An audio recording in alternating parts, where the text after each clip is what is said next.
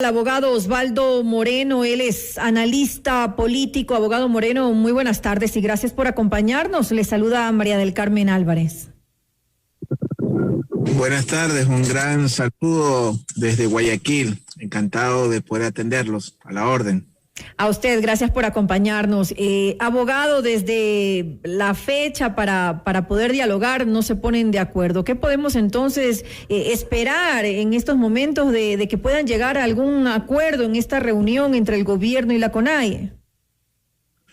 Bueno, en principio yo pienso que es una situación digna de resaltar y yo hasta me atrevería a decirle de celebrar. Es decir, siempre el diálogo en cualquier forma, en cualquier circunstancia, es positivo. En cualquier gobierno, en cualquier instancia, incluso del gobierno, al inicio, al final, al intermedio, el diálogo siempre creo que es una vía, mucho más en un país donde el nuestro, donde creo que en el fondo siempre nos ha faltado un poco los ecuatorianos escucharnos y aceptarnos más. Así que me parece interesante, porque hay algo que va mucho más allá de eso, que es el poder interpretar desde, digamos, bueno, yo más que abogado, casi no ejerzo la abogacía, soy politólogo, pero hay algo que es interesante, ¿no? Sartori nos habla de lo que es la oposición, de acuerdo a sus conceptos, un politólogo extraordinario que murió hace no mucho, italiano. Oposición es el sector de una sociedad política que tiene la capacidad de sentar en la mesa de negociaciones al poder. Es decir, el opositor es el que puede sentarte en una mesa a conversar, a negociar, a escuchar. Y desde mi perspectiva, creo que por muchas razones que, bueno, no creo que vengan al caso o podemos resumirlas, creo que Leonidas Issa, o por lo menos la CONAIE, es el gran opositor, o por lo menos el opositor identificado en este inicio del gobierno, ¿no? Con una diferencia sustancial que no es el tipo de opositores que usted y yo estamos habituados a analizar, desde una, digamos, una concepción más occidental, más citadina. Estamos hablando con una dinámica más comunitaria, ¿no? El mundo andino, el mundo indígena tiene otras lógicas totalmente distintas a las que usted y yo venimos analizando mucho tiempo. Entonces, en ese escenario, me parece un gran avance y ojalá esto tenga puntos de encuentro, de coincidencias, porque creo que el Ecuador está en una circunstancia particularmente especial y difícil, y el cual requiere toda la contribución de parte de sus actores, y el gobierno es un actor y los grupos sociales también. Ahora, el gobierno podría identificar justamente eso que usted nos acaba de decir, porque todo diálogo conlleva concesiones. De alguna manera se deben ceder posiciones, y si el gobierno no cede y si la CONAIE no cede, entonces definitivamente no va a llevar a nada mantener un diálogo, va a ser realmente una pérdida de tiempo. ¿En qué puntos cree usted, considera que se podría llegar a términos medios, tal vez a un acuerdo que pueda ser de beneficio para ambas partes? Por ejemplo, analicemos el tema de los combustibles. En el tema de los combustibles, que es uno de los temas más álgidos que hay al momento con la CONAIE, estamos hablando que ellos están pidiendo el congelamiento del costo de los combustibles, mientras que el gobierno dice que eso no se va a dar, el sistema de banda se va a mantener, no va a haber ningún congelamiento hasta que se determine lo relacionado al mecanismo de focalización. ¿Cuál puede ser el punto medio en este punto específico? Bueno, efectivamente, como le planteaba al inicio, siendo digamos la CONAIE el opositor que se mira, tenemos que tomar otro factor en cuenta. Yo creo que, por ejemplo, cuando usted medía al correísmo en su momento, la oposición identificada era de ámbito regional, en este caso era Nebot, digamos, el opositor regional más visible que tenía Correa en su momento, y en estas instancias creo que también por trabajo de algunos medios de comunicación que se han encargado de hacer un trabajo extraordinario de posicionamiento de Leonidas Issa, creo que Leonidas Issa vendría a ser esa voz opositora. Y en ese escenario, en ese contexto que usted plantea, hay varias posiciones, una obviamente de corte más de aperturista, neoliberal, que plantea cero subsidios, y una más, digamos, más proteccionista, que plantea digamos, un beneficio que tuvieron los ecuatorianos durante mucho tiempo. Si usted a mí me pregunta, a mí me parece vergonzoso que Osvaldo Moreno, quien le habla, les subsidien el combustible, por ponerle un ejemplo, pero no todo el mundo está en mi posición, algunos están mejor, otros no tanto. Así que en ese escenario creo que para eso es el diálogo. Desde mi lectura, creo que la focalización de la transportación pública es fundamental, y eso pasa en todo el planeta. Usted puede ver, por ejemplo, vamos a tener un caso muy interesante que en el momento que empiece, por Dios, a funcionar el metro de la capital, la transportación masiva masiva es subsidiada en todo el planeta. El metro de Nueva York, el metro de Londres, de México, de Buenos Aires, tienen un subsidio estatal. Entonces, este concepto de subsidiar la transportación pública es universal. Ahora, si usted me permite añadir un ingrediente a la discusión, yo pensaría que también hay que considerar a la transportación pesada de alimentos, ojo, que es otro tipo de transportación, y que es fundamental, y es a la que le debemos haber sobrevivido literalmente a la pandemia. Y eso es una asociación prácticamente entre todos los ecuatorianos. Sí, totalmente de acuerdo, pero para tener una respuesta específica a lo que yo le había consultado, usted me decía que había que ver a este opositor que se ha identificado cómo es puntualmente y decíamos, bueno, ellos lo manejan el tema de una forma más comunitaria. En ese sentido, ¿qué le convendría con relación a esto específicamente a la CONAIE? Tal vez que se agilite el proceso de focalización, que esté más de acuerdo a sus necesidades. Usted acaba de decir algo importante, agregar también a los sectores productores, digamos, agricultores dentro de esto, porque también obviamente ellos dependen del diésel. ¿Qué más se podría hacer ya que no se va a congelar el precio de los combustibles? Bueno, como yo le planteaba, la transportación masiva, digamos, de alimentos es fundamental, sobre todo los productos de la canasta básica, porque no hablamos de la transportación del whisky o la transportación, se me ocurre, de la Nutella. Así es. ¿no? Sino de los alimentos de la canasta básica. Ahora, hay otro punto que es muy interesante, porque las acciones políticas provienen de acciones políticas o de hechos políticos, ¿no? Hay que tomar en cuenta, y hablando puntualmente de este nuevo jugador, o por lo menos de este jugador que ya no es un actor que se puede tutelar, o es un actor, digamos, es un actor que tuvo una participación electoral sumamente interesante, que fue la posición que tuvo Yacu Pérez. Recuerda usted que estuvo 2 semanas prácticamente de segunda vuelta, y que representan la segunda fuerza parlamentaria, digamos, en este momento del país. Y si hablamos en términos más cuantitativos y cualitativos, digamos, de la fuerza que ha tenido mayor proyección y crecimiento en los últimos procesos electorales. Esto fue producto, no vamos a entrar en la discusión, digamos, de lo que sucedió en Quito o en el resto del país, pero esto fue producto de octubre. O sea, octubre fue el hecho, digamos, preponderante que hizo que de alguna forma mucha gente lo reivindicó, y eso se reflejó en el resultado electoral. Ahora, así como en mi ejercicio profesional como consultor político le digo a los candidatos de las grandes ciudades, no se puede prescindir de las periferias, también la CONAIE, si pretende, o Pachacuti, proyectar un proyecto nacional, tiene que entender que así como las grandes ciudades, los centros no pueden prescindir de las periferias tampoco pueden prescindir, digamos, de las grandes urbes. Y en ese escenario y en ese contexto, yo creo que es fundamental el entender, si a mí me pregunta, y en eso estoy convencido, que la vía, creo yo, en este momento, de cualquier tipo de oposición debe ser institucional, y Pachacuti tiene, digamos, una bomba atómica que no sabe utilizar todavía, que es el poder parlamentario. Cuando hablo en el sentido de un arma, no para nada, en ningún aspecto sedicioso, pero creo que la manera de ejercer la oposición debe ser institucional, no desde las calles, sino desde el ejercicio parlamentario. A ver, veamos qué pasa. Recién son pocos meses también en la Asamblea Nacional, la posición que tiene Pachacuti en estos momentos. Otro punto importante, abogado, es el tema de los hidrocarburos. ¿Cómo se va a manejar la política en estos momentos? Leonidas Issa, por ejemplo, ya ha cuestionado la política extractiva que plantea Guillermo Lasso y que es justamente uno de sus objetivos. La CONAIE ha consolidado un frente anti-extractivista. En este punto parece que es muy difícil poder llegar también a consensos. ¿Cuál podría ser ese punto medio y dónde cree usted que debería tal vez tener algunas concesiones el gobierno? Bueno, la Constitución es sumamente clara en ese sentido. Hay mecanismos que se establecen, y también en ese contexto hay que tomar en cuenta que el gobierno tiene menos de 100 días en este momento, y hay ciertas incógnitas que todavía creo que están en el tintero y que son fundamentales. Empecemos hablando del plan económico. Todavía no tenemos certezas en materia de la presentación del paquete económico que piensa aplicar el gobierno para sacarnos de la crisis, ¿no?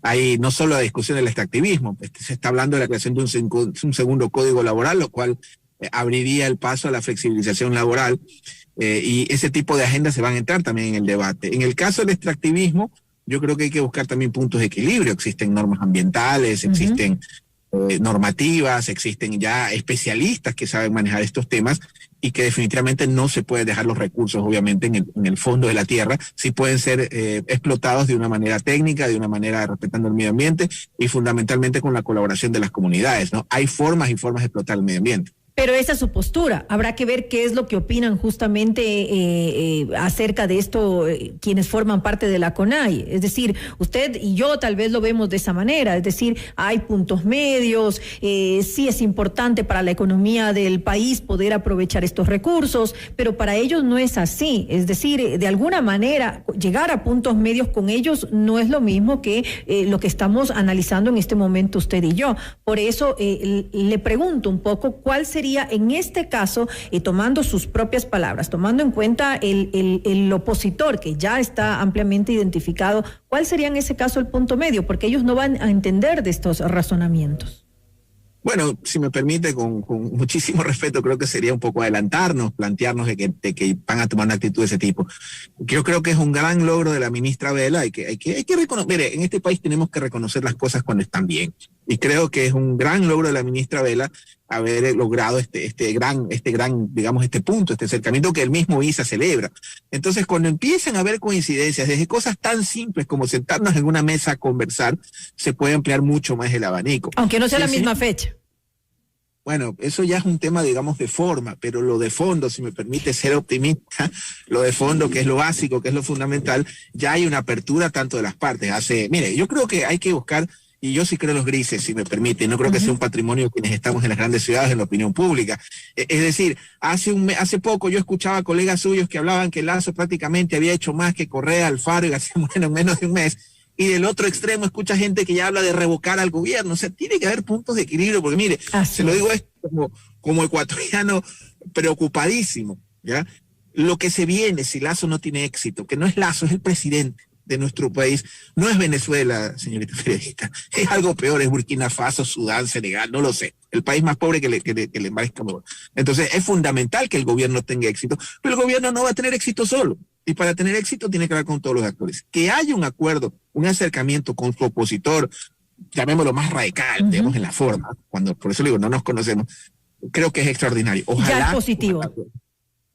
Por favor, ojalá, creo que esa es la vía, ojalá dentro de esos canales, y también yo creo que si Leonidas Issa tiene aspiraciones, que creo que las tiene que entender también que así como él viene del Ecuador profundo, y eso es súper interesante, hay que ver lo que está pasando también en la región. Miren lo que acaba de pasar con Castillo en el Perú.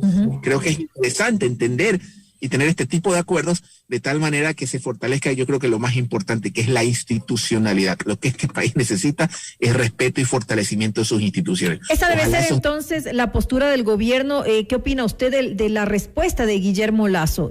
¿Ha indicado tal vez firmeza en el gobierno? Porque obviamente aquí estamos hablando de una medición de fuerzas. Bueno, Lasso es el jefe de Estado y todo jefe de Estado tiene su faceta, ¿no? Su faceta retórica, su faceta en la gestión. Y mire, esto ya es más un tema, usted es periodista, ¿no? Yo no lo soy, pero he estudiado algo de semiótica, semiología, comunicación política.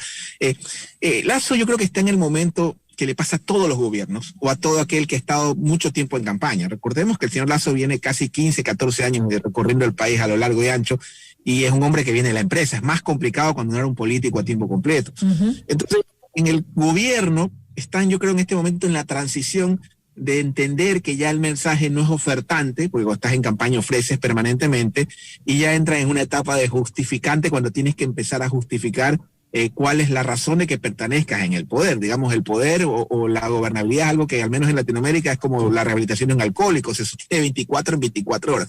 Entonces, en ese escenario, yo creo que el gobierno está en esa transición, y mi segunda opinión, en ese sentido, yo creo que hay dos alas dentro del gobierno, una moderada y una radical, como pasa en todo gobierno, que está en una disputa en este momento, y finalmente el presidente es el que toma la decisión. En lo personal espero que sea la moderada la que se imponga, y yo creo que estas reuniones es un éxito de esta ala moderada. ¿Qué otros puntos de encuentro pueden haber en esta reunión? Hemos hablado de los dos tal vez más complejos, más álgidos dentro de la agenda de la CONAIE, pero ¿qué otros puntos cree usted que pueden ser importantes?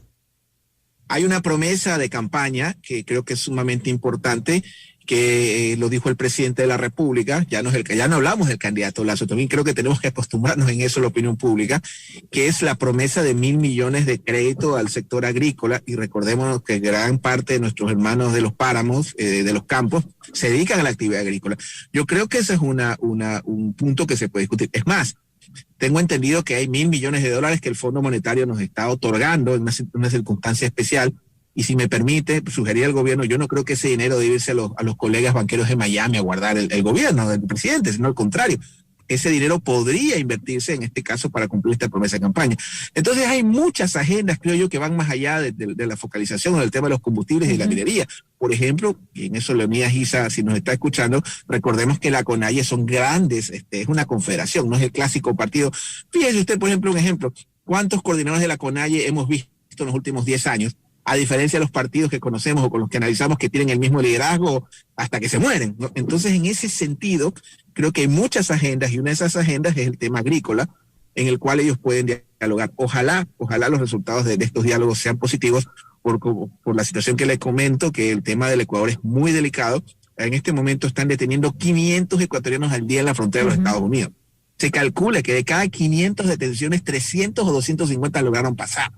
Y solo estamos hablando del tema de Estados Unidos. Entonces hay una situación muy grave en el Ecuador que amerita la acción de todos sus actores. Otro punto, hablábamos hace un momento de este apoyo que puede haber por parte del gobierno al sector agropecuario. ¿Qué pasa, por ejemplo, con el tema de los créditos, que también está ahí y que podría ser de gran ayuda? Podría ser tal vez clave en estos momentos. Bueno, en este momento es básico para la reactivación el otorgamiento no solo de créditos en el ámbito agrícola. Estamos hablando también de que el Ecuador tiene las tasas más altas del mundo dolarizado. Es decir, en el mundo dolarizado las tasas de interés bancario más altas son las que el Ecuador tiene. No, obviamente, más allá de un conflicto de intereses que pueda existir, porque lícitamente el presidente se ha dedicado a ese negocio toda su vida, creo que también es un tema que hay que plantear. ¿Cuáles son las políticas conducentes a esta baja de las tasas de intereses en un momento que no solo el Ecuador, el mundo está apuntando a la reactivación económica de sus ciudadanos? Y eso no está pasando solo en el Ecuador, está pasando en todo el planeta. Bueno, sí, esperemos cuáles son los resultados de estas conversaciones, de estos diálogos que se van a dar.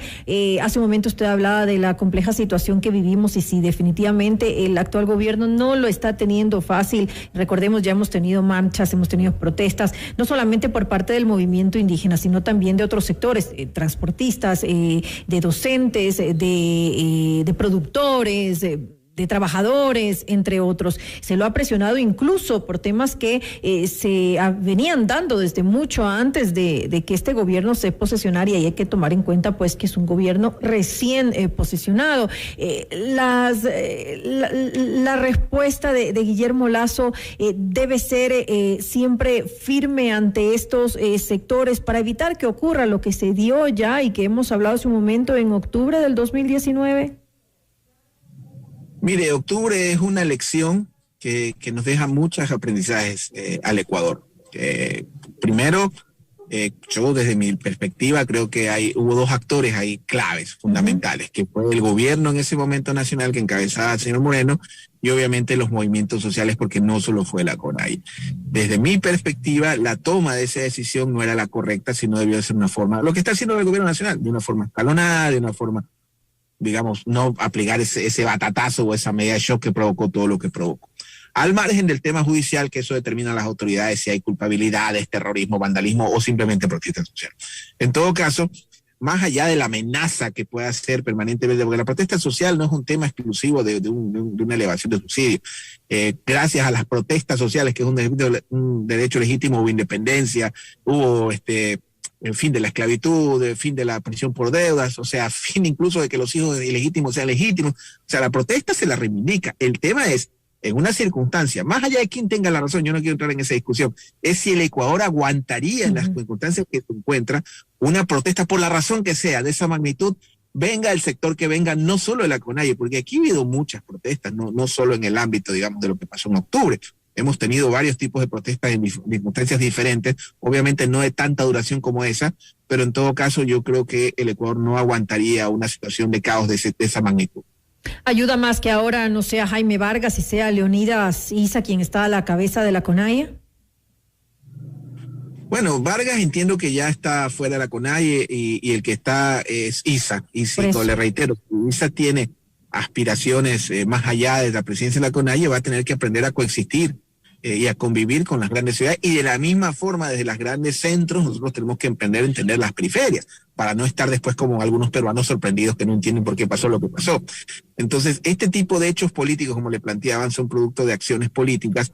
Y en ese escenario, en ese contexto, yo no veo otra vía para evitarnos un octubre por las circunstancias que sean del actor que sea, que no sea el diálogo. Y por lo menos en ese sentido, yo creo que es un gran avance y hay que celebrar esta reunión que va a tener el gobierno con su principal opositor, ni bien empezando el mandato, y eso me parece positivo. Importante, estaremos pendientes entonces de lo que ocurre, ya sea el 20 o el 24, que se dé ese diálogo que está planteado entre el gobierno y entre la CONAIE por el bien del país, como lo acabamos de decir. Le quiero agradecer al abogado Osvaldo Moreno, él es analista político. Gracias nuevamente por estar junto a nosotros aquí en este espacio.